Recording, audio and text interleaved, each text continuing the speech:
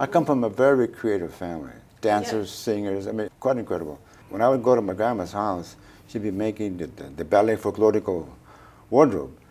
And I see all these sequences and the colors of threads and cloth, and I'm dizzy with excitement of seeing all this stuff. And it was, to me, deeply moving. And I think I was sensing that I want to maybe do something like that. I joined the military in '65 or '64 in Montana at this secret site dealing with secret security, nuclear weapons. I'm supposed to be securing an area to make sure that nobody comes in and kills anybody, pilots or whatever. It's very, very serious.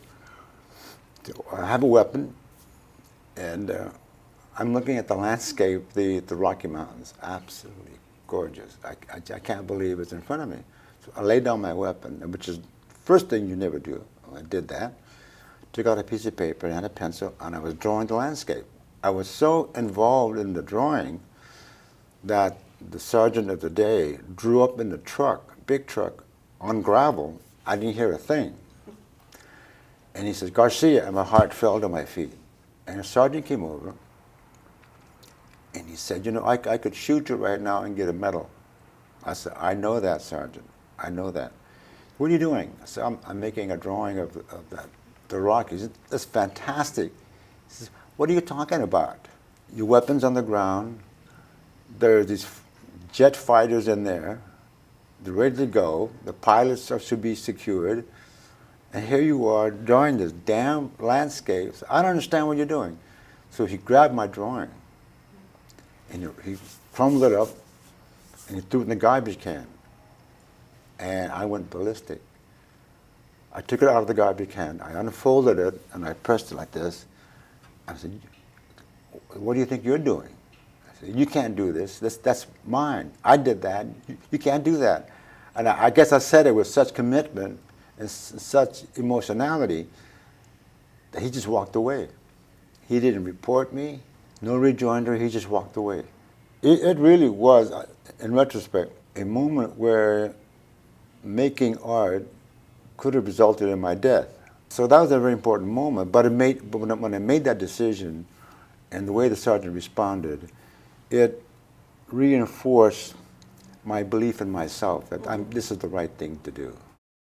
When I went back to school after coming back from Indochina, San Francisco State in '66, I was a very frightened and confused young man.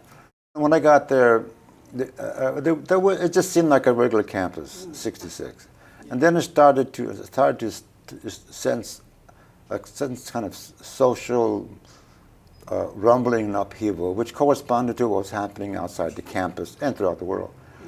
There's things, I sensed that that something is being reconsidered.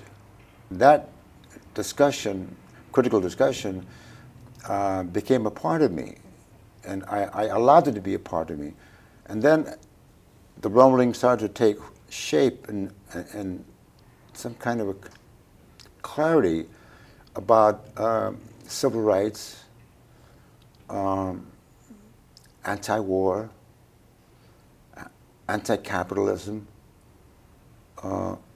A variety of things were happening at that time, and I allowed myself to be open to think and feel about these concerns. I had a standard school-fed romantic notion of what an artist was supposed to be.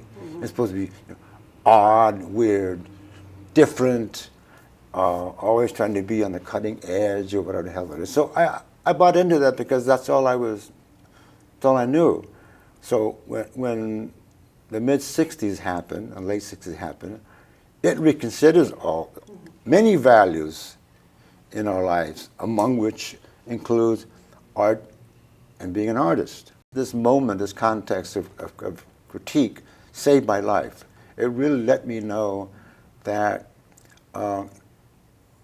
being an artist is not just being on your ass making a painting in your studio. It can be that, but that isn't all that it is. It can be a lot of things, And what it is up to you in terms of what you choose from what's possible to mold your practice of being an artist.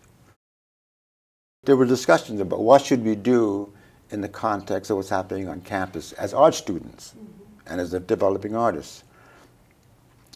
We had a faculty who just came back from visiting France, 68, post-May. Post-May. Yeah. And he tells us what they were doing. That's the answer.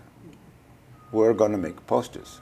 And then I stopped painting because at the moment making these paintings seemed politically a problem. It didn't make any sense. So we made making these posters, and I thought, my God, this is it. You know, I'm walking on water here. You know, it was wonderful, it was beautiful, it was exciting, and it was pretty intense because the police were very interested in what we were doing, and we eventually we were kicked off campus. I wanted to do something in response to Angela Davis's situation. I identified with her struggle. Totally. I got to do something about it, you know. And she's international. So I was interested in making this poster beautiful, strong, and international. In The Guardian, I think it was The Guardian, there was on the front page somewhere, I still have it. There's this photograph of Angela. And I said, oh, that's the photograph I want to use. And so I simplified the tones to make it, instead of having halftones, I just made it line black and white so I could get nice shapes. And so I painted an acrylic, I think of acrylic, on The Guardian where I wanted to put the blue and the black and the tan colors. And then I wanted to use, I used in Spanish, liberation for all political prisoners. And so that's the one I did. I was down in LA, and we're going through the neighborhood, and what? My God, wait. We stop and we look at this thing, and it's definitely is Maya Angelou Davis. But there's a lot of text. The way the text was handled was definitely not mine. But I wasn't angry, I wasn't upset. The issue of Angela Davis in particular, and then Angela Davis symbolically referencing various civil rights movements, my design and the other one supported. So it was okay, Didn't try to demean or devalue or diminish. It rode on the coattails. There was one I did in 1970, Fuera de Indochina. That was sent down here to LA for the Chicano War Moratorium. That was an interesting poster because it's a self-critique. Well, I was in the Viet Nam War. My ass was right there. And I supported it all the way, no question about it. But I come home and I learn, in the process of learning about a lot of things in our country and about life, I learned that this war is problematic. Not everybody supports it. It's not as simple as it appears. And then I find myself thinking, well, where do I fit in this critique? I mean, personally.